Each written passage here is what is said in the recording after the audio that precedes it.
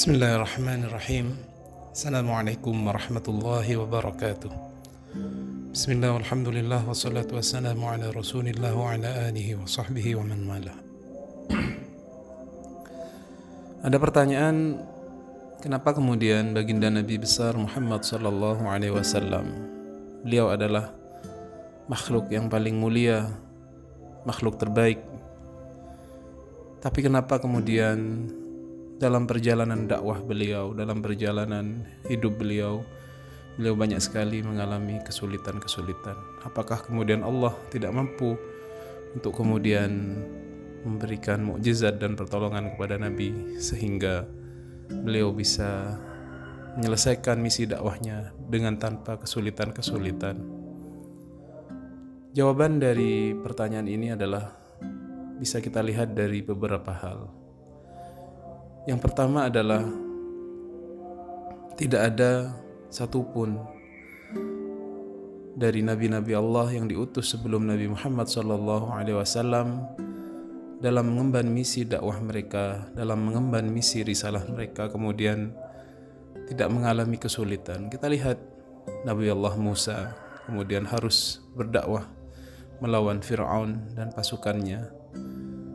Kita lihat Nabi Allah Ibrahim berhadapan dengan penyembah berhala sehingga kemudian beliau harus dibakar.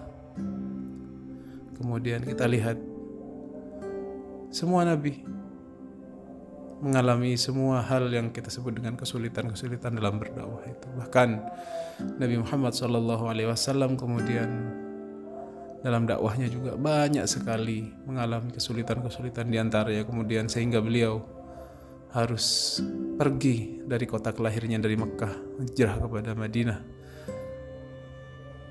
Apa rahasia di balik itu? Yaitu adalah bahwasanya termasuk sunnatullahi ta'ala, bahwasanya hidup di dunia ini termasuk bagi para nabi dan para rasul adalah penuh dengan perjuangan-perjuangan. Maka kita sebagai umat manusia yang mengikuti teladan kita para nabi termasuk baginda Nabi besar Muhammad SAW harus kemudian mengambil pelajaran dari hal ini, bahwasanya hidup di dunia ini masing-masing dari kita berjuang melawan, paling tidak kita berjihad melawan hawa nafsu kita dan juga berjihad kemudian untuk kemudian melaksanakan kewajiban kita yang ditugaskan oleh Allah di muka bumi ini sesuai dengan kapasitas dan kemampuan kita masing-masing. Itu yang pertama. Yang kedua, Rasulullah SAW adalah sosok yang kemudian akan menjadi panutan umat Islam setelah kepergian beliau, sehingga berbeda misalkan kita lihat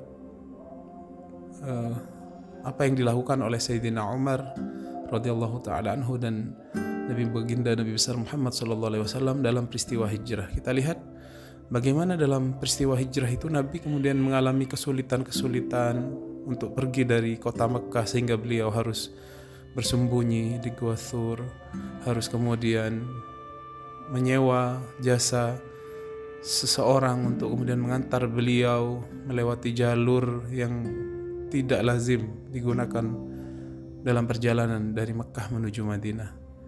Dan semua hal yang beliau lakukan sembunyi. Apakah kemudian hal ini kemudian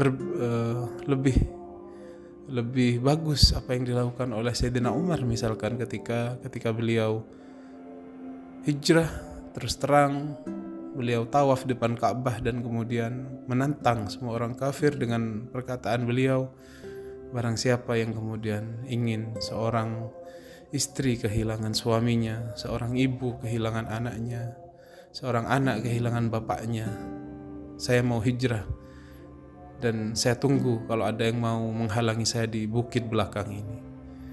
Beliau terang-terangan, berbeda dengan Nabi Muhammad SAW yang sembunyi-sembunyi. Apakah dalam kondisi ini Umar kemudian kita katakan lebih berani dalam hal ini? Maka menurut Syekh Dr. Ramadan Al-Buti dalam kitabnya Fiqhus Sirah, dalam hal ini Nabi Muhammad SAW sadar betul bahwasanya beliau adalah sosok yang nantinya akan menjadi panutan, dan hal-hal yang beliau lakukan semasa hidupnya nantinya akan menjadi tolok ukur atau parameter umat-umat selanjutnya dalam melaksanakan misi dakwah beliau Nabi besar Muhammad SAW. Jadi ketika kemudian ada kesulitan-kesulitan, beliau kemudian menghadapinya dengan cara-cara yang masuk akal, cara-cara yang paling mudah dilakukan sesuai dengan sunnatullah ta'ala. Misalkan dalam peristiwa hijrah ini beliau sembunyi terlebih dahulu, mengambil jalur yang kemudian tidak biasa digunakan perjalanan dari Mekah ke Madinah, dan semua hal. Maka ini yang kemudian menjadi sunnah, menjadi teladan bagi kita nantinya ketika kita memang mengalami kesulitan-kesulitan, kita meniru baginda Nabi Muhammad SAW, tidak kemudian bersifat gegabah dan sembrono. Berbeda dengan Umar, beliau itu bukanlah kemudian orang yang kemudian bisa kita atau dijadikan tauladan setelahnya. Artinya perbuatan beliau dengan menantang orang-orang kafir pada waktu itu kemudian tidak akan diikuti oleh umat-umat selanjutnya. Berbeda dengan baginda Nabi yang sadar betul bahwasanya apa yang beliau lakukan akan menjadi tauladan dan akan dicontoh oleh generasi selanjutnya. Demikian, mudah-mudahan bermanfaat. Mudah-mudahan kita semua diberikan pertolongan oleh Allah Subhanahu wa taala berpuasa di bulan Ramadan ini hingga kita mendapatkan ampunan dari Allah Subhanahu wa taala, yaitu itqum minan nar.